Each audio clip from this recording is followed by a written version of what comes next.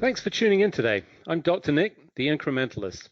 Join me as I seek out the small incremental changes being applied in other industries that we can learn from and that can be applied in healthcare. Can these changes bring immediate value, but also add up to the big improvements and revolution we need in healthcare? Come along with me to explore the possibilities.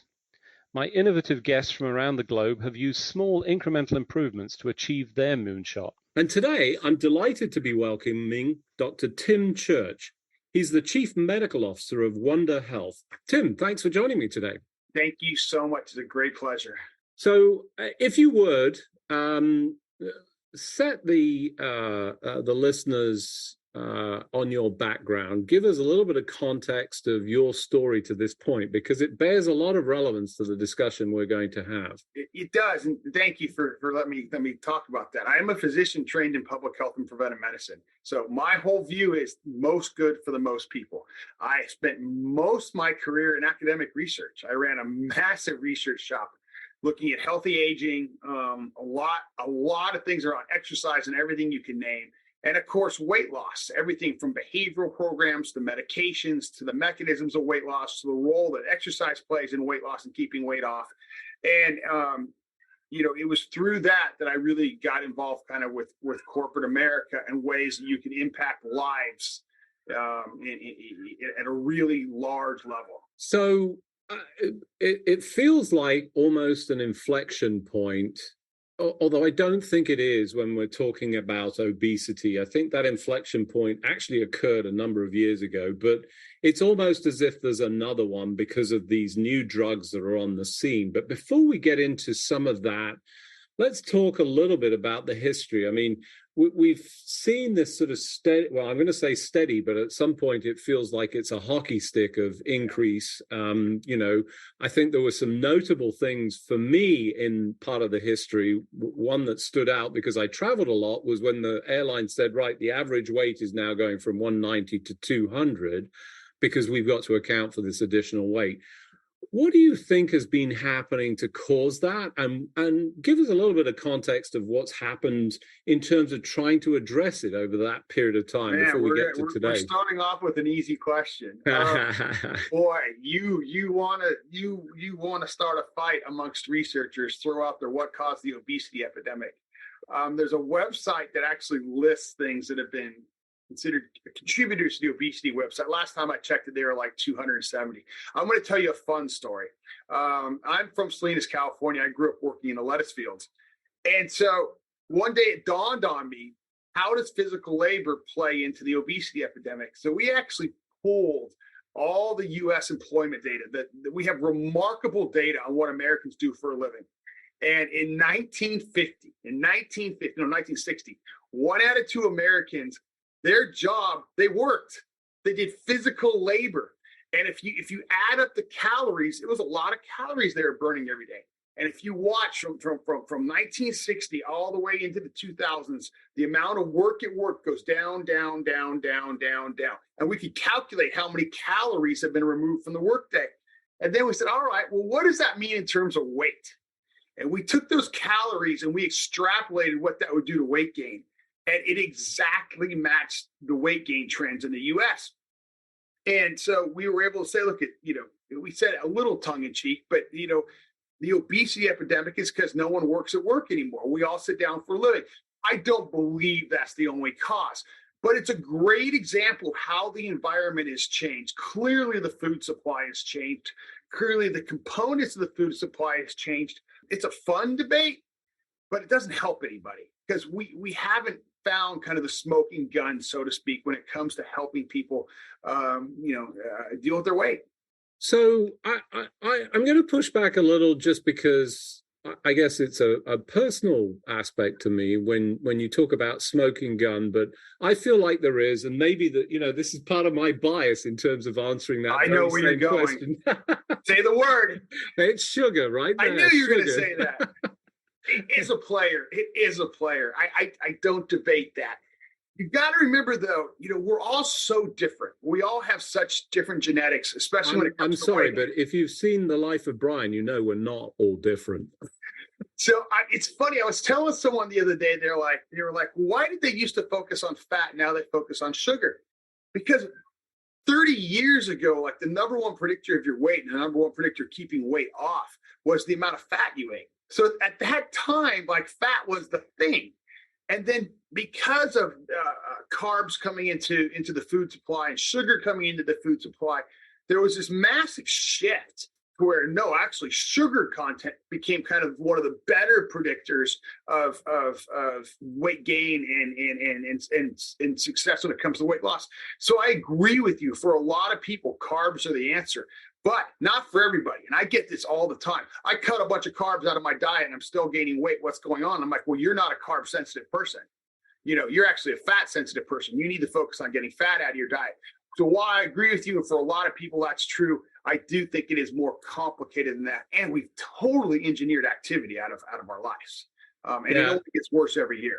I think fair points, and you know, again, it's partially it's bias playing in, and you know, some of this is about the SAD diet. You know, but this is so important, Nick, because you can't when you talk about weight, it's somewhere around religion and politics and money, and I don't care what you're talking about, it comes into play. And I like to challenge doctors. I'm like, tell me if your topic, arthritis, heart disease, whatever it is on the supermarket magazines as you check out. It's not. Mine is. Yours isn't. And it complicates all this. And these phones and social media, it just makes it worse because, you know, you spend so much time debunking myths rather than helping people to get at the truth, which can actually help themselves. So could we agree that the causative agents in this case are carbohydrates, fat, protein, and exercise? Yes, of course. He says covering all the bases. That was slippery, but well done. So that we can move on to your point. Yeah. And rather than looking at that, thinking about what do we do about it? Well, let's be clear. You look at the stats, we've clearly been ineffective. You've been involved in this for a long period of time. Why is that? What's going on? Because we're not meant to lose weight and keep it off. You know, you look at incretins, these molecules produced by the intestines and the GI tract. I mean, incretins didn't even exist when we trained. We didn't know what GLP-1. We didn't know what amylin was. It didn't exist. We didn't understand that these things are actually probably more important than the insulins of the world, the glucagons of the world. And so, you know, the studies have been done, and these are New England Journal studies, and, you know, these people lose a lot of weight, and they track them over a year, and they watch what happens to their incretins. And the incretins that suppress hunger, well, guess what? Those go away. And the incretins that promote hunger, those increase. So the whole set point thing, and it kind of, I don't love set point, but it's generally true. Your body wants to go back to whatever weight it was at. And you have lots of redundant systems in your brain to make sure you do. And that's where these medications come in. Now, that's large amounts of weight. If you're talking 3 to 5%, so say 10 pounds, your body doesn't kick back as much. You know, people can be very, very successful with behavioral strategies, losing 10, 15, 20 pounds and keep that off. It's when you get up into the 40s, 50s, 60s, 80s, that type of stuff, the body doesn't like that. The body is going to respond. Really good news here, though, is the benefits of weight loss begin at 3% weight loss. It's remarkable. I mean, you cut your risk of diabetes, you know, by probably close to 50%, which is 3% weight loss. So 6 pounds of weight loss. And that's good from a health perspective, but people don't want to hear that because they don't want just 6 pounds of weight loss. But you get the point here. There's a little bit of behavior that results in some weight loss, has tremendous health benefits. So let's talk just a little bit about the set point, because I think this is one of the things, and I want to be sure that my understanding and the listeners' understanding is correct around this, which is as you gain weight, each time you reach this new whatever, and it doesn't matter what the increments are, they're whatever they are, your body says, okay, this is perfect. Yeah. And any attempt to move off that is actually fought very hard. So it as you gain more and more weight, it becomes increasingly hard to move back down the scale. Is that true? Yes, sir. The cement dries. As you gain that weight, that wet cement dries, and that's the new foundation your body wants to be at. It makes sense from an evolution perspective. From an evolution perspective, it would make absolutely no sense for us to ever want to give up weight. Through the centuries, there hasn't been enough calories. So the body desperately holds on to weight. It would not make sense if you wouldn't survive. You wouldn't pass on your genes if your body was constantly giving up its energy supply for no reason. So it makes sense.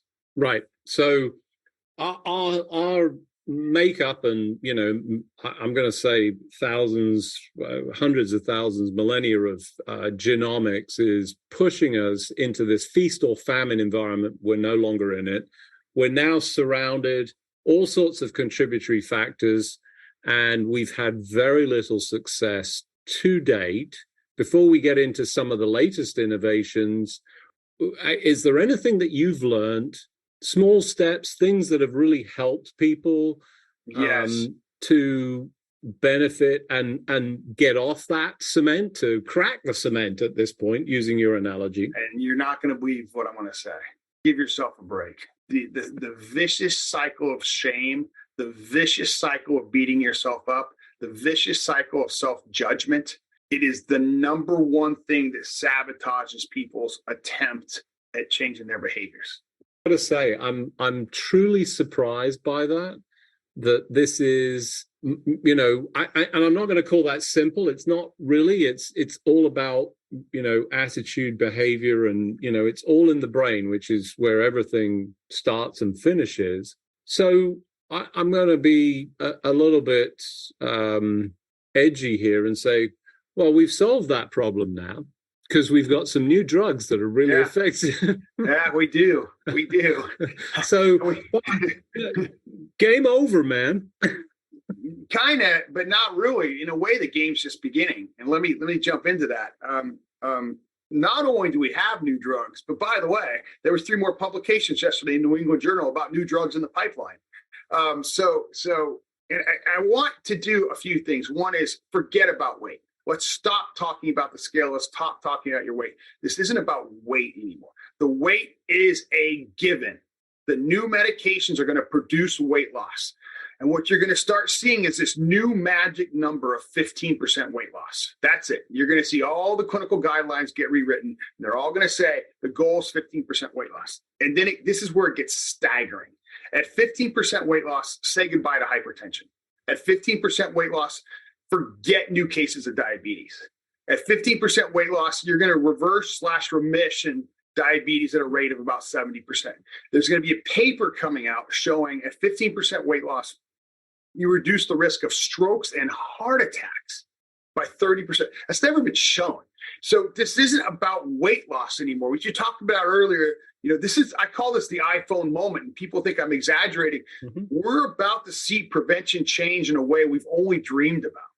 I didn't see it coming in this form, but these medications have to be used right. And I'll go with the big 3. Right medication. Wait, go ahead. No. So for those of you just joining, I'm Dr. Nick, the Incrementalist. Today I'm talking to Dr. Tim Church. He's the Chief Medical Officer of Wondr Health. And we had dived right into the medications and, the inflection point, or as you call it, the iPhone moment, truly significant, but it's not as simple as that. And it's not. I interrupted you, and I want you to hit your 3 points. No, I missed my cue, and I'm embarrassed. No, so the big 3, and it starts with there's simply not enough healthcare providers trained in doing this. There's 6,700 in the U.S. physicians who are board certified in obesity medicine. That's nothing. There's 22,000 oncologists. So there's not enough people trained in doing this, which leads to point number 1, right medication, right person, right reason. Just everybody writing the same GLP-1 that you see advertised is bad medicine. Because if you're an emotional eater, that's not the right medicine for you. There are other medicines for that. We have multiple weight loss medications that are approved out there that produce phenomenal weight loss. Everybody is so fixated with the Ozempics and the Wegovy's right now. And those are great medicines, but they're not for everyone. So right medication, right person, right reason, guess what? Better outcomes and lower costs. Okay, that's number one. Number two, you have to have a behavioral program attached to these. You have to. It's that simple. And it's not like other medications where it's kind of nice. This is a mandatory thing. And I'll give you a few reasons. One is the obvious one. You get more weight loss and you get longer term weight loss. So that's good. But you've got to address the issue. What is the person's true challenge to why there's different challenges we all face. You know, I'm an emotional eater. I'm a stress eater. I'm a rigid eater. I struggle with sugar. You know, I'm somebody who always has physiological hunger. You have to match the right medication to the right challenges, but you also need to be giving the behavioral strategies for those challenges. If you're an emotional eater, you need to be working on your triggers and why you got there and healthier ways to address that. So, A, you got to get at the root cause. This is really cool. Move. It is a 1 + 1 = 5 when it comes to movement and these medications. Why? You sleep better. You know, you feel better. And the other thing is, because these medications are taking care of the calories in, you don't have to get these obnoxious doses of exercise we used to prescribe. Just go out and get 100 minutes a week of walking and everything will be better. The last one is going to sound a little weird, but stick with me. When you're losing this much weight, when you're doing weight loss through a medication that exceeds bariatric surgery, it changes your life and you have to be ready for that. Because we all have expectations about our weight. If I lose this weight, my sister's going to like me more. If I lose this weight, I want to get that job promotion. If I lose this weight, fill in the blank. They're not connected. We learned this with bariatric surgery. If you don't help people set realistic expectations about what weight means in their life, you're setting them up for failure. You're setting them up for really bad things. Another thing people don't think about, not everybody in your circles are going to be supportive. They're called saboteurs. Saboteurs are a very common part of weight loss that, unless you are in this business, you don't think about. It could come from your best friend. It could come from someone at work. It could come from a bowling buddy, because you're threatening what they perceive as your relationship and their way of life with them. You know, your bowling buddies might not be happy because now you're not eating as much pizza with them as you used to. Your lunch buddy might feel weird because you're not eating the way you used to. So helping people recognize saboteurs, normalize saboteurs, and then giving them strategies for taking the saboteurs and getting them to engage with them and understand their journey. It's usually not that difficult. It's really important, but it can be very distressful if no one's explained to you what a saboteur is, and somebody in your life is making, you know, your journey real difficult. And the last thing, and this is really for employers, you need data. I mean, right now, if local docs are prescribing these things and you think that your carrier is going to give you usable data, you got nothing. You know, you just don't. I see these reports every day. The only thing you get is a price tag. And so, but you need data. What are people being prescribed? How long are they sticking to it? Are they doing the behavioral program? Are you getting the results you want? You know, and I hate to say this is cold, but is your investment paying off? Because make no mistake, this is an investment. These things are expensive. So, you know, top to bottom, you know, right medication, right person takes a really good prescriber. We use world-class prescribers who've been doing this for decades. Number two, you've got to have a great behavioral program. So we do. So we've always done. You know, we understand behavior. Then number three, because we were born in the employer space, we've always done this. You got to track and report. You know, transparency is the key to all of this. So I'm going to essentially, you know, agree with you 100% on this behavioral health. I think it has to be contributory. I'm going to push back a little on the employer thing, but it's only, again, I'll represent my bias. I think employers shouldn't be involved in the healthcare business at all. Frankly, they should just be out of it and, you know, worried about their employees' health, but not in the way that they are, which is all about cost and, you know, those elements. But what strikes me about this is, given the essential, I mean, almost everything in all of those points you cited was all about mental health or brain health, right? And if I was to talk about any of the other episodes, all I ever hear is we don't have those. You said we don't have the obesity physicians. We sure as hell don't have the behavioral health. How do we address that? Is there tools, technologies? That's what we do. Our core weight loss program, our core or our Wondr weight loss program. I jokingly say it's a mental health program that masquerades as a weight loss program. Yeah, we have to take advantage of technology, take advantage of offerings like we have, where you can help hundreds of thousands of people at a time. And what we'll do is, because for some people they just need to be aware of this stuff and be given some strategies. For others, they need to be like, you know what? It's time for you to get a referral and go see a true professional. So it's kind of like, let's throw this wide net, help as many people as we can, and let's refer the people who need the specialty care. No, it's a challenge. You hit the nail on the head. So assuming that we can start to change the way of thinking, and it's really striking the way you highlight that my life's going to change. Obviously, well, not obviously, but not something that had ever occurred to me. Shocking that that's even a thing, but clearly is, because there's an expectation, this huge change. We've got this inflection point. We've got these drugs. Do you see light at the end of this tunnel? Are we getting the training? Are we getting the research? What are we getting the data? Tell us, if you can, where we're going. I'm very hopeful for the first time in my career. I mean, very hopeful. I think we've got the right tools in the toolbox to help people, whether it's behavioral programs, whether it's medications.